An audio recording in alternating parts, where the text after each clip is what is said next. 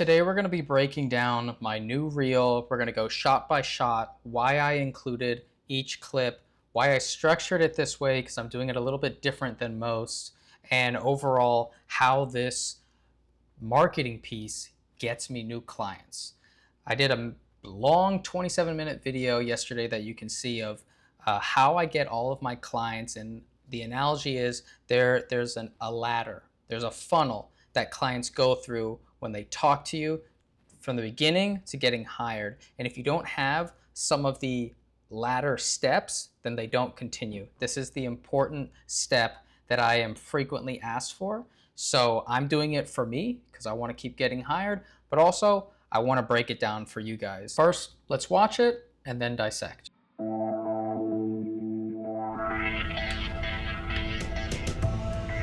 We just come in, buy a win. You want to be nothing but nice to them because they want nothing but to be better. I can sit there and it's a place where I can be me. Like, I feel like this is my second family. Designing golf courses and playing surfaces of all size and scope. I have seen some of the most beautiful places that we have to offer in the United States of America. You know, one size doesn't fit all. One size doesn't really even fit most. It's got to be a customized approach.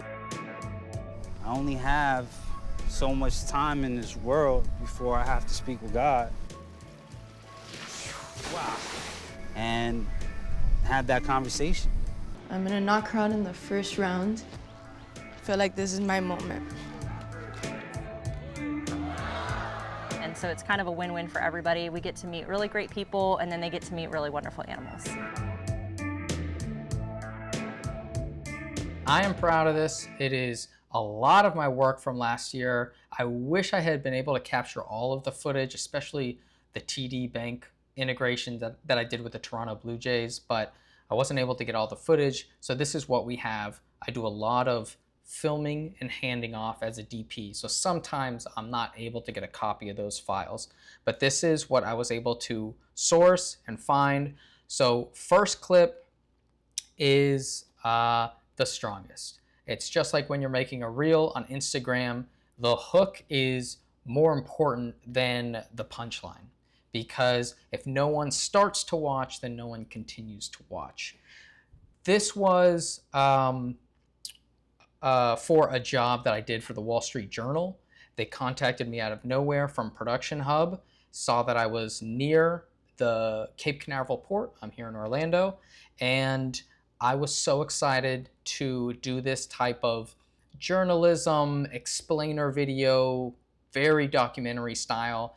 And you can watch the finished product on their YouTube channel. It got a ton of views. I was so stoked to see it do so well. But I had some great producers that I was working with, and they didn't put a lot of footage in. They really trimmed this down. We were filming from 3 a.m. till about 1 p.m. I have the vlog if you want to see exactly how that shoot went. Super cool. But the first shot, I like the symmetry. I like the kind of the lack of detail, because I do want people to look at the titling at the bottom, and I want to quickly convey that I can give structured shots, not event recap, spray and pray type of shots. I want to show, look at this. This is documentary style. All the balls are being juggled and thrown in the air, but I'm able to get structured shots. So that is the first one. And this is where I begin to design the whole reel with intent. My goal with this is to get more documentary and corporate documentary, those types of jobs. That's what I want, so that's how I'm going to portray it. So instead of showing the best clip from every single job that I did, I made scenes. And I put the best micro story that I could within 4 or 5 seconds, because as a documentary DP, that's what they're looking for. They want to be able to have establishing shots, beautiful interviews. They want to see inserts. They want to see the entire spectrum because once this gets delivered back to the editor, he needs as many puzzle pieces as possible. If they look great, great. That's what they want. But more importantly, they need to tell the story. And I'm not saying sacrifice the shot for the structure, but when you can combine them, that's when you're doing a good job. So started with this close-up shot of him twisting the controls, and then I have the wide shot to kind of show where this action is happening, and then comes in the voiceover where he is explaining how this cruise ship is parking.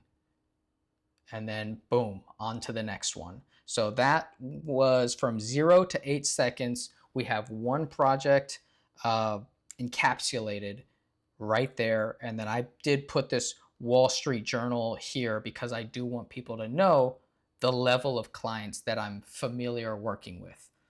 So starting as strong as I can. This is not the highest quality shots, but it is showing the clientele, showing the scene breakdown, and I really wanted to use this one, and I wanted to start it and finish it.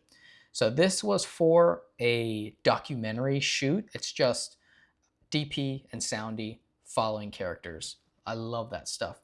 So this one was about an MMA fighter, and I have a couple MMA fighter scenes in here, but I didn't want to brand all of them as MMA because I want to encourage versatility. So this one I didn't show fighting at all. So he's playing with his dog, and then it goes into an OTF. I learned that means on the fly interview. Basically, I want you to react right now to what just happened. It's okay if you look at the camera, but I want the in the moment reaction. Now, the cool thing is we're shooting 17:9. You can see the little bars here, but this is absolutely the value of S-Log3 because I'm not a colorist, by the way, you're gonna see some wonky color grading here, just going by eye and using some scopes. But you see that sky there? I love the highlight retention there because if you look at the raw file, it looks horrible. Why would you hire this guy when it's that clipped? But I was able to be saved, and the instructions for this job were to shoot dark anyways, so I was a little overexposed by what they already wanted. But S-Log3 is fantastic. I love working with it. That is amazing. We got color, we got definition, we have roll off. I don't even think it's clipping. And then, so this is backlit, but then when we shoot into the sun, and I still go to the shadow side of the cheek, kind of like how this frame is here. We're going shadow side, closest to camera. We get this nice definition here, but still exposed sky and some leading lines. I was very, very happy with this shot. And I'm including the dialogue, as you heard, because I want people to know that I can do the dialogue. I am here for documentary purposes. Sometimes you don't get a sound guy.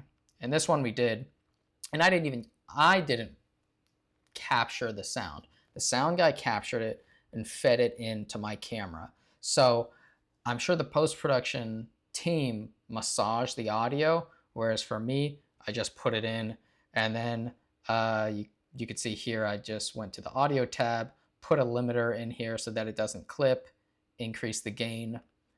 That's really the extent of my audio knowledge. No clipping, and raise it up so you can hear. Which actually brings me into the music choice too. I wanted music that was going to take a back seat because I had dialogue. So this one you can see starts a little strong and then it's basically out for the entire time. That was its purpose. Next one, we go into AT&T. This was a very cool job that I got from Raw Productions in Miami, and he said, I have a longtime client, they're coming to Orlando, I can't do it. You're always posting on YouTube, I know you do this kind of stuff, can you take this project? Perfect. Perfect, because that means my marketing of putting vlogs out, maybe an Instagram post here and there is working. I'm becoming top of mind for documentary DP, corporate DP in Orlando. And that's just a nice reassurance. So this one was for AT&T, and we were covering this computer program learning center that they had created. And of course, got to get the branding. And I'm thinking, let's do the scene style. So we have one shot of this girl listening to a teacher, and then we have a quick close-up, which this is kind of what clients want to see. How can you integrate our branding into the story without it looking too over the top? This is pretty close, but it's still integrated.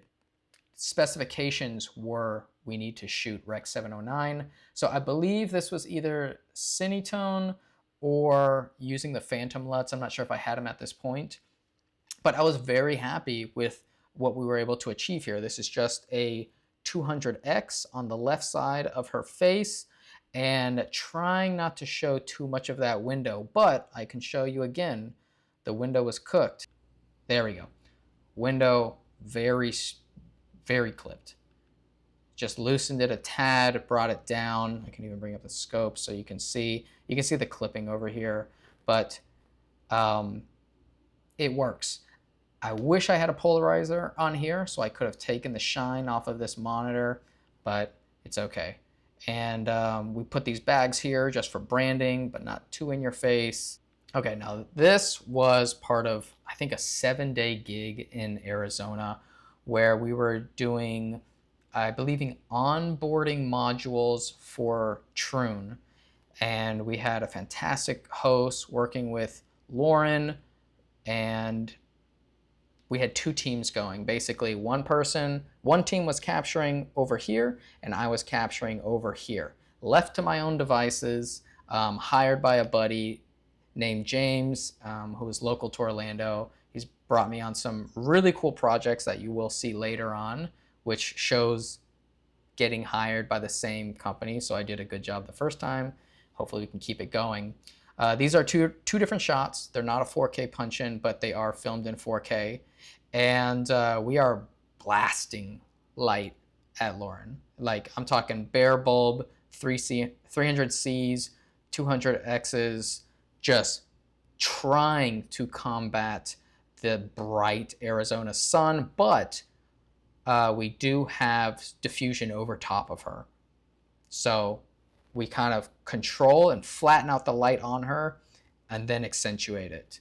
So this was really cool to have creative control. We basically hopped around different golf courses around Phoenix, Scottsdale, Flagstaff, a whole bunch of them, and had to get all of these pieces. Just working with the 24-70, this not this lens, but this is the 16-35, but I have basically 3 lenses, a 16-35, a 24-70, and a 150-600 Amaran super old EF mount that rarely gets used. I would like to get a 70-200, but I'm kind of also waiting for either the 24-105 f2.8 from Sony to be released, or a 28-135 Mark II. That would help in these kind of situations. This was also on the same shoot. We're here in Flagstaff. This one was mind-blowing because this 2-camera interview, which you can see matches pretty well, is FX6 on the wide, A7 III on the tight. Not A7S III. I'm talking about 8-bit A7 III. And we still filmed S-Log. You can do that. It still works. It's just not as great. And then sometimes it's very close. I think the magenta's a little stronger on this shot than here. It's a little more green. But for me, close enough. And I think for a lot of people, close enough. And then integrating the recent job that I did for Mini Cooper. I released like 4 or 5 vlogs on this 10-day, 8-day Mini Cooper job. And this was one of them. This roller was really fun to do. Had the circular polarizer and 4-stop ND on an A7S III that I now own. It's this one, hanging out the window with IBIS and grabbing an easy shot. And then we move on. This was also from Mini Cooper. So this was 2 shots, and if you watch the Mini Cooper vlog, you can see that I filmed 1 clip of just grabbing a sole car going around, and then I waited another minute, completely different clip, so that I could find this lightning shot. That might be the thumbnail. I don't know what I chose for the thumbnail, but that might be the thumbnail. Beautiful, happy with it. It is not a perfect mask. Basically, I went along this line through the trees and then somewhere through here. And if I play it, you can't really see it, but if you look close, you can see where the seam is. But I really like how that came out. So this is for a job I did in Georgia, and Cinetone as well. So many clients are requesting Cinetone. This is on FX3, not my camera. I have FX6 and A7S III now. And this is for a corporate type of a message, but they want it to look good. They wanted to go out in the field, get these farmers in their element rather than let's just grab a boring interview. So I like that because that puts an emphasis on me. We want creative shots. This one came from a local production company owner, Adam Kalinowski. If you watch the vlogs, you know who he is. He hires me for a ton of work, and I'm grateful every single time. So there's a level where I get to when I'm filming as a DP, and that is, one, I need to capture it. Once I'm able to capture it, I really am trying to think, what would be, how do I turn this shot up? What's the next level of this shot? So my first was, let's grab a wide shot of these 2 guys, autofocus on their face. And then I was like, well, what can the editor cut to? What can, maybe if we're hearing voiceover right now, we don't want to see the mouth, their mouth talking here because it's not going to match up with the voiceover. Just something simple, changing the focal point. Sometimes you can focus on the things that are not important, and then the next shot, it puts more importance on whatever you're focusing on. So the more I do this doc work, I'm trying to figure out how do I put layers to the frame? How do I dirty it up with foreground? What is something that you wouldn't expect to look at but could also help tell the story? And then we go to the simple interviews. So this one was morning light. We had a big bright sun, so we had a 5-in-1 reflector, and then we have a panel light that is accentuating it. So this was my little cheat for this job is, how do you hide the mic? You don't have to hide the mic. You can just drop it down below frame. If it's below the frame, but still close enough to the mouth, then you get the best of both worlds. It's not rustling on clothing, but it's still close enough to get good audio. And that's what I did here. So this is that level 1 shot that I was talking about. Grab a wide of the action and get everything in there. Surprisingly, this S-Cinetone really held on to the highlights well. So you can see that was the original, and then that is kind of flattening it out, taking a lot of the blue out. That's the original. Looks kind of foggy, milky, and that's just balancing it with some color curves adjustments as well. Again, showing an insert shot, showing another scene. So this guy is talking about, this is another fighter, but I'm not trying to show the fighting too much, even though I did just show the gloves. But that's more for not establishing, but just kind of showing some context. So we have his kid here, and then we have him here in slow motion. This was 4K 60, I believe. Now this is S-Log3, and you can just see how nice the smooth the dynamic range is. I purposely put him in the shade. I know it's going to be a little flatter, but I just didn't want any harsh bits of light coming across his face and drawing too much attention. And he has dialogue here where he's talking about, I only have so much time on this earth before, and then it pauses, and then it goes to a verite scene of him and his kid. So this is kind of me showing more of the scenes, scenarios I can make. So you give a little break, and then it goes back into before I have to answer to God. And I thought that was such a powerful piece of dialogue. And that happens a lot with, if you're doing those kind of 1-2-man band dialogue or documentary scenes, sometimes it's on you, the DP, to do the interviewing and get these deeper sound bites. And then right here, I basically just have him, like, after he finishes, he just kind of like looks around for a second. And I thought leaving that extra sentence in where you see him reflect is very telling of the type of documentary subject matter that I'm able to get. And then this is the only real fighting scene that I have. So this girl this is 4K 120. This girl is talking about how she's gonna knock this girl out. And then it cuts to here where she says, I feel like this is my moment. And then you hear the crowd noise start to come in, big head kick drops her, and then we're out. So that was 1 shot, 2 shot, 3. So saying what she's gonna do, how important this is to her, and then the action. That is all part of the documentary woodworks. And then this one was a really cool one, another one that I got brought on from James, and this was 7 days of DP work with a corporate commercial, more of a commercial structure. So these are paid actors, besides her, who is the owner of this farm. You can see there's a pig in the back, and it's a lot of the, can you get the shiny interviews, and then can you also get the really cool B-roll that would come with it. And this guy did not want to touch that snake. He was like, I'll do it, but only if I have to.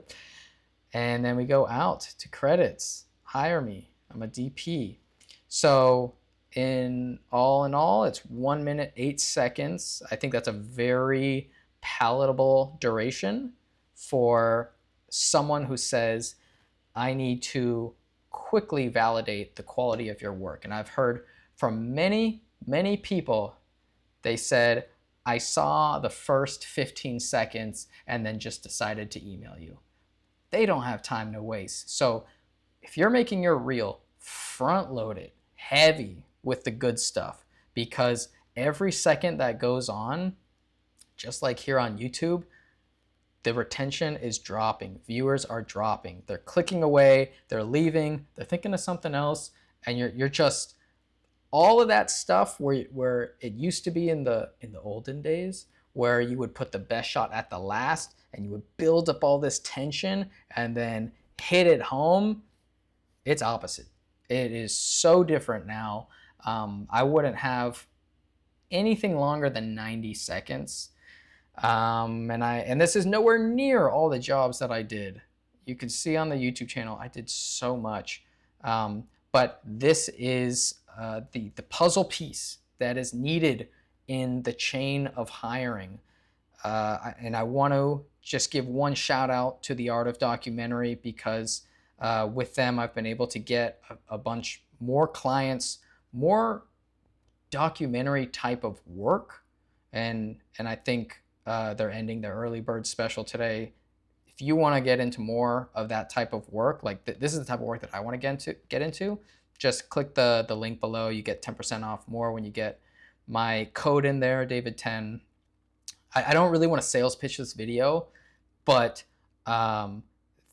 they work in tandem. Being a part of the Art of Documentary, and being with a collection of other people who are on the same road to become either documentarians or just high-level filmmakers. And then what are you doing to market yourself? So this is my 2024 reel. I'm putting it out in September, so I only got 4 months left of usability. Who knows, maybe when it becomes January, I'll change the title to 2025. You can do that, you can cheat. My cheat actually is whenever I would film during the year for, let's say for 2024, right? Because all this stuff is from 2023. What I would do is I would just create all of that work from 2024, compile it into a reel, and then like in January of 2025, I would say 2025 reel. Everybody else is saying, oh, we just finished 2024, here's my 2024. But now if you are the person putting out 2025, it makes all of that, those other reels look old and outdated. That is a strategy that I've done repeatedly in the past reels, but I'm putting this one out in a different part of the year. So that's it. And since I stopped offering editing 2 years ago, I had canceled all of my music subscriptions. I just needed one track. I went with a local musician named Vince. He's on Spotify. You can see all of his work. And he's actually a buddy that I've known for a while. It's cool to see different artists continue with their work. And he's available for hire for, I'm sure, composing for films, commercials, YouTube videos, but it's a different type of relationship when you get to work with the musician. So make sure to check him out if you're interested in getting some custom music.